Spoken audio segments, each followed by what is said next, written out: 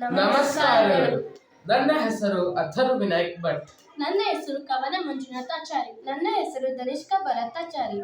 ನಾವಿಂದು ಆಸಕ್ತಿದಾಯಕ ವಿಷಯವನ್ನು ತಿಳಿದುಕೊಳ್ಳೋಣ. ಆ ವಿಷಯದ ಹೆಸರೇ ಸಮಮಿತಿ. ಸಮಮಿತಿ ಎಂದರೇನು?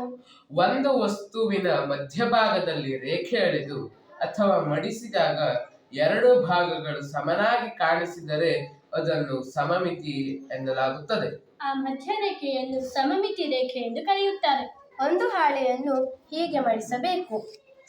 ಈಗ ನೋಡಿ, ಸಮಮಿತಿ ರೇಖೆ ಉಂಟಾಗಿದೆ. ನಿತ್ಯ ಜೀವನದಲ್ಲಿ ಸಮಮಿತಿಗೆ ಬಹಳಷ್ಟು ಉದಾಹರಣೆಗಳಿವೆ. ಮಾನವನ ಮುಖ ಸಮಮಿತಿಗೆ ಉದಾಹರಣೆ. ನಮ್ಮ ಮುಖ ಸಮಮಿತಿಗೆ ಉತ್ತಮ ಉದಾಹರಣೆ. ಮಾನವನ ಮುಖದ ಎಡಭಾಗ ಮತ್ತು ಬಲಭಾಗ ಎರಡೂ ಕಡೆ ಒಂದೇ ರೀತಿಯಲ್ಲಿದೆ. ಕಣ್ಣು, ಕಿವಿ, ಮೂಗು ಎರಡೂ ಕಡೆಯಿಂದಲೂ ಒಂದೇ ರೀತಿಯಲ್ಲಿ ಇದೆ. ಈ ಚಿಟ್ಟೆಯನ್ನು ಗಮನಿಸಿ. ಈ ಚಿಟ್ಟೆಯ ಎಡರೆಕ್ಕೆ ಮತ್ತು ಬಲರೆಕ್ಕೆ ಸಮಮಿತಿಗೆ ಒಂದು ಒಳ್ಳೆಯ ಉದಾಹರಣೆಯಾಗಿದೆ. ಈ ಚಿಟ್ಟೆ ಸಮಮಿತಿಗೆ ಉತ್ತಮ ಉದಾಹರಣೆಯಾಗಿದೆ. ಈ ಹೂವಿನ ದಳಗಳನ್ನು ಗಮನಿಸಿ.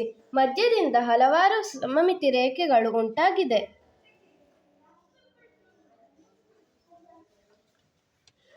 ಈ ಸೈಕಲ್ ಅನ್ನು ಗಮನಿಸಿ. ಈ ಸೈಕಲ್ನ ಮುಂಭಾಗದ ಎಡಭಾಗ ಮತ್ತು ಬಲಭಾಗ ಸಮಮಿತಿಯಾಗಿದೆ. ಈ ಎಲೆಯನ್ನು ಗಮನಿಸಿ. ಈ ಎಲೆಯ ಮಧ್ಯದ ಗೆರೆ ಸಮಮಿತಿಯ ರೇಖೆಯಾಗಿದೆ. ಎಲೆಯ ಎರಡೂ ಕಡೆ ಒಂದೇ ರೀತಿಯಲ್ಲಿದೆ.